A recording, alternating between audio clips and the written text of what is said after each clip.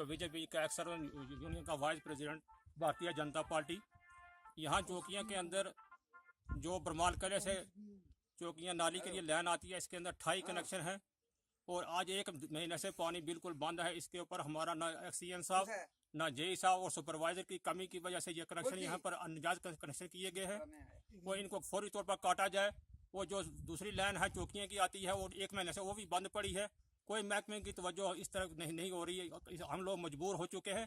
कल ऐसा न हो कि हम धरना दें। हम धरना इसलिए देते कि हम पीडीपी और बीजेपी के जो है इस गठबंधन सरकार है, मैं इसलिए हम इजलास नहीं कर रहे हैं। और यहाँ पर काफ़ी लोग जो है इकट्ठे हो चुके हैं सब धरना देने के लिए। सिर्फ ये तीनों वजह, एक्सीएन की वजह से, जेई की वजह से और सुपरवाइजर की वजह से पानी बंद है।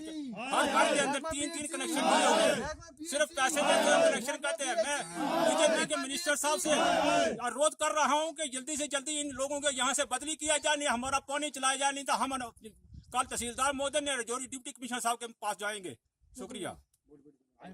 महकमा पीएची, हाय हाय, महकमा पीएची, हाय हाय, महकमा पीएची, हाय हाय।